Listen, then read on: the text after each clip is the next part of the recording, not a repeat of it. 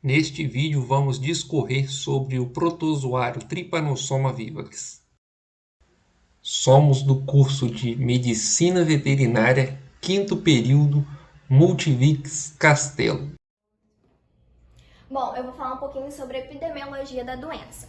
Ela é endêmica na região do Pantanal e no norte do Brasil, porém já vem apresentando surtos durante todo o país. A primeira infecção foi registrada em 1972 por Charles Lamson em um rebanho de búfalos, e esse parasita vem acometendo as hemácias dos animais.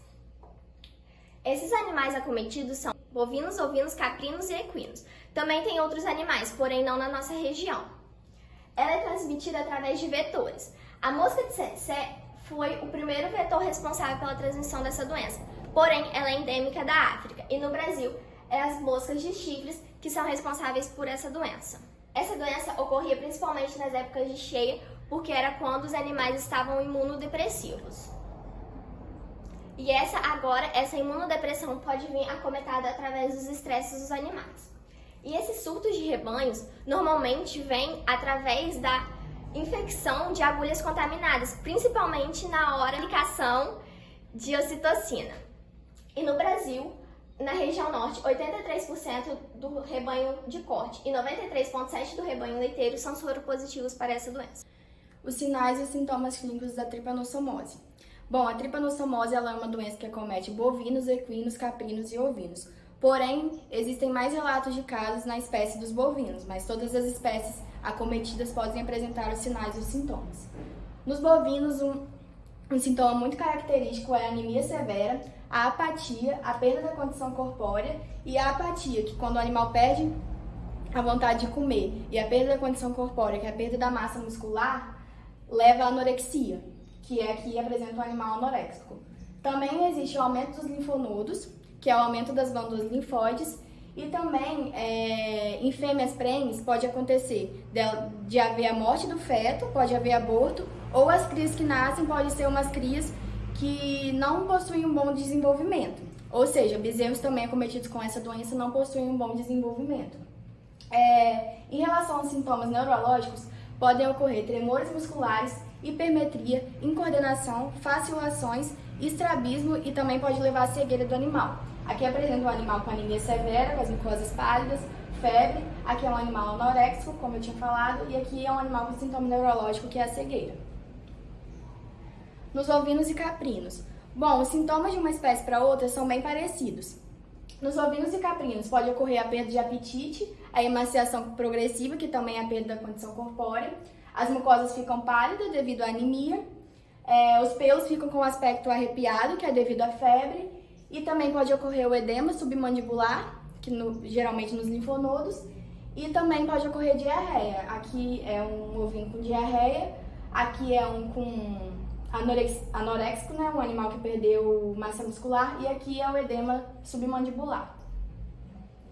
Nos equinos pode ocorrer febre, polipneia, taquicardia, edema dos membros, tremores musculares, icterícia, lesões urticariformes, que são as lesões na pele, e também pode levar à anorexia, porque também tem a anemia, o animal perde a vontade de comer. Aqui é um equino anoréxico, aqui é um equino com edema dos membros, e aqui é um equino com lesões urticariformes, que são essas lesões na pele.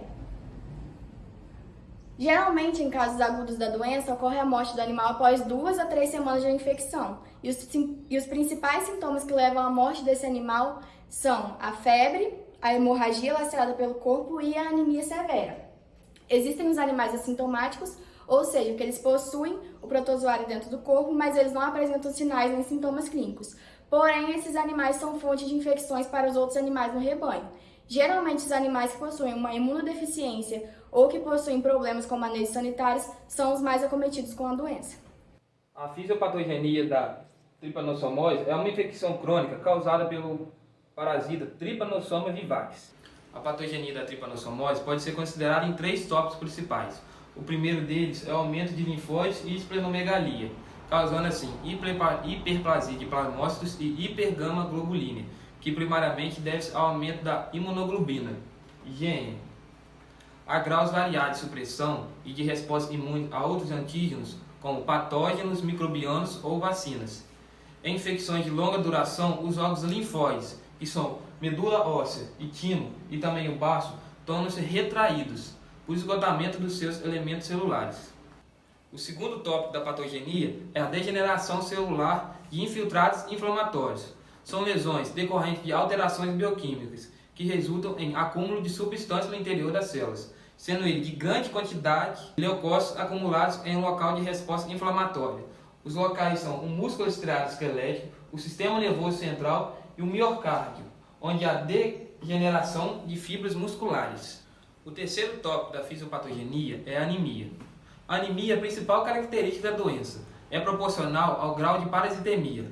A causa principal é a hemólise extravascular, em consequência de eritrofagocitose nos sistemas fagocíticos mononucleares do baço, fígado e dos pulmões.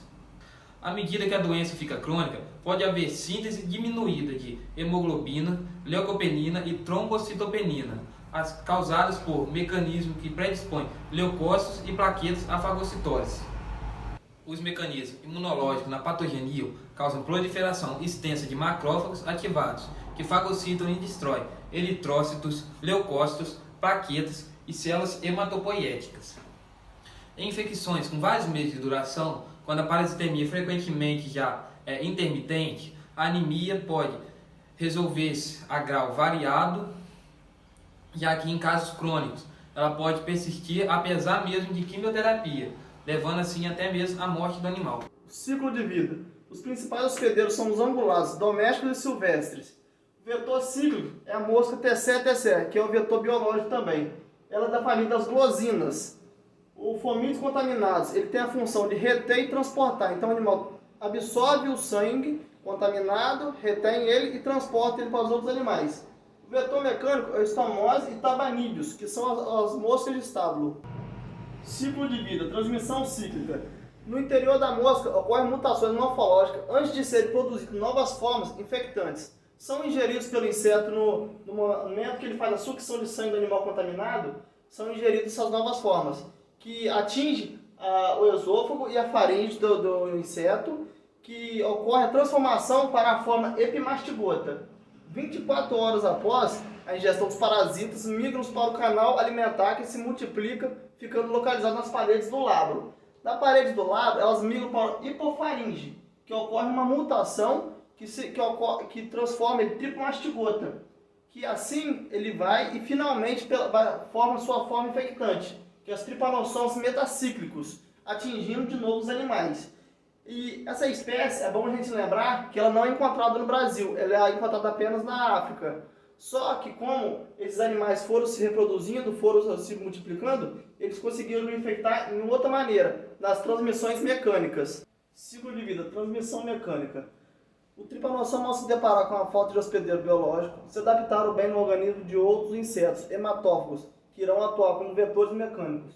No Brasil, os dipíteros hematófagos como tabanídeos e estomoses, conhecidos também como mosca do chifre e mosca do estalo, eles fazem a dispersão do parasita no território brasileiro. Os insetos, ao realizar o seu repasse sanguíneo em um hospedeiro infectado, acabam ingerindo também o parasita que fica abrigado no seu aparelho bucal. E nesse local o parasita não se multiplica e só consegue se manter vivo por poucas horas, sendo assim necessário um novo repasse sanguíneo dentro desse intervalo de tempo para que o inseto inocule junto com a sua saliva o parasita, que assim poderá atingir a corrente sanguínea ou linfática do hospedeiro. E as formas tripanomastigota sanguínea têm capacidade de replicação binária, que sendo assim que ela ocorre a infecção mesmo com pequenas quantidades de parasita. Então, se ele tiver pouco sangue infectado na boca, na região do aparelho bucal ali, mesmo com pouca quantidade, ele consegue infectar o seu hospedeiro. Elas também podem ser produzidas nos hospedeiros de espécie diferente do seu hospedeiro biológico. E sendo assim, a gente tem que lembrar também que ela pode acontecer a replicação também através de agulhas de seringa infectado com sangue de outros animais, que, como foi falado, que infecção faz a sucção de sangue para aplicar ocitocina e não faz a limpeza adequada dessa injeção dessa agulha. Então, ela ocorre também essa replicação da doença por esse motivo. Bom, em relação ao diagnóstico, é interessante associar o exame clínico ao exame laboratorial. O exame clínico, ele tem caráter sugestivo. Isso significa que ele não vai determinar o que o animal tem. Ele vai direcionar o veterinário para saber qual exame laboratorial ele vai fazer depois. Dentro do exame clínico, a gente pode observar as condições físicas do animal, como, por exemplo, o baixo score corporal, que é o que está sendo ilustrado aqui. O animal perde bastante peso por conta da tripanossomose. A desidratação também é um sinal clínico que pode ser observado. A palpação de linfonodos também, eles vão se apresentar aumentados por conta da doença. A observação da coloração de mucosas. As mucosas dos animais com tripanossomose, a maioria se apresenta de forma ictérica, ou seja, elas têm uma coloração mais amarelada. E por fim, dentro do exame clínico, a gente observa o comportamento geral do animal. O animal com a doença, ele tem uma preferência em ficar deitado por conta de estar apático, com fraqueza, não estar se alimentando direito. E dentro do exame laboratorial, que é o exame que vai confirmar realmente se o animal tem tripanossomose, existem várias técnicas. Aqui a gente colocou as principais que foram relatadas nos artigos que a gente usou como base. O hemograma, ele é um exame padrão, sempre é utilizado para avaliar as taxas de hemácia, o hematócrito, a concentração de hemoglobina, proteínas plasmáticas. Já que esse parasito ele infecta células sanguíneas, principalmente aí as hemácias, é interessante avaliar em qual grau, em qual nível está essa anemia por conta da infecção. O esfregaço sanguíneo é uma técnica muito usada, até mesmo por ser rápida e não ser tão custosa, e você utiliza o sangue do animal e duas lâminas na verdade. Você coloca uma gota do sangue na lâmina e com uma outra lâmina você espalha até o fim da extremidade. Depois você leva essa lâmina para a microscopia e lá você vai observar, se for positivo, as formas tripomastigotas do parasito. Essa imagem mostra exatamente. Existem vários tipos de tripanossoma. A técnica de esfregaço sanguíneo, ela permite você observar e diferenciar, no caso, os parasitos de tripanossoma por conta do tamanho. Existem parasitos que são maiores, menores, a conformação do parasito e também uma estrutura que ele apresenta que se chama cinetoplasto. O cinetoplasto em Trypanosoma vivax, ele apresenta-se mais na extremidade aqui, na extremidade posterior, e em outras formas de tripanossoma, ele se apresenta mais caudalmente aqui, perto dos flagelos. Então essa imagem é tirada de um artigo e mostra como que ele se apresenta mesmo no esfregaço sanguíneo. A imunofluorescência indireta é uma outra técnica que é usada e ela é feita basicamente da seguinte forma. Você inocula o parasito num animal de laboratório. Quando esse animal ele atinge uma parasitemia, você coleta o sangue dele e coloca numa lâmina e faz o esfregaço. Depois do esfregaço, você adiciona uma substância de bloqueio e aí você adiciona a amostra do animal que você tem a suspeita. Essa amostra, se for positiva, vai ter anticorpos que vão se ligar aos antígenos do esfregaço. Só que tem alguns anticorpos que não se ligam, então você precisa lavar essa lâmina e depois você administra em cima uma proteína do boi que é junto com a fluoresceína. É uma amostra que é colocada e aí você leva no laboratório. Essa fluoresceína, ela é o pigmento que vai permitir com que você consiga ver na microscopia de fluorescência se tem a presença ou não do parasito. Essa imagem é mostrando como que a pessoa visualiza caso seja uma amostra positiva. E depois a gente tem a técnica do PCR, que é uma técnica não muito usada por ser cara, mas ela tem a finalidade aí de encontrar material genético do parasito. Essa é a técnica mais usada, que é a técnica de Roux ou centrifugação de microhematócrito. Ela é feita basicamente assim: você coleta o sangue do animal, um bovino, ovino, enfim, coloca aí no tubo de EDTA e depois você usa o capilar, que é esse objeto aqui. Você pega o capilar e coloca dentro do tubo de EDTA e o sangue vai subir por capilaridade. Depois você pega e numa das extremidades você coloca plastilina, que é uma massa modeladora. Depois você coloca nessa máquina, que é uma centrífuga especialmente para esse tipo de situação, uma microcentrífuga, e você coloca a amostra ali dentro. E tem que lembrar de não colocar apenas uma amostra, porque você precisa balancear a máquina. Então, se você colocar um capilar no lado, você precisa colocar um outro capilar no lado oposto, mesmo que não tenha nenhuma amostra, para questão de balancear mesmo. Depois de alguns minutos, né, você tira esse hematócrito e você leva para a microscopia. Lá você vai observar, se for em caso positivo, os tripanossomos na capa leucocitária. Aqui tem uma figura que mostra como que fica, no caso, a amostra depois da centrifugação. Os eritrócitos, que são as hemácias, por serem mais pesados, eles ficam na parte de baixo. Logo acima a gente tem a capa leucocitária e as plaquetas, e depois a gente tem o plasma. Então você vai encontrar os tripanossomas nessa porção aqui. E em relação ao tratamento, o mais utilizado e observado nos artigos é o aceturato de diminazeno. Ele é administrado via intravenosa, em dose única e variando de 3 a 7 mg por quilo. Ele é o tratamento mais usado. Depois tem o cloreto de isometamídium, que também é administrado em dose única e via intravenoso, numa dosagem de 0,5 a 1 mg por quilo.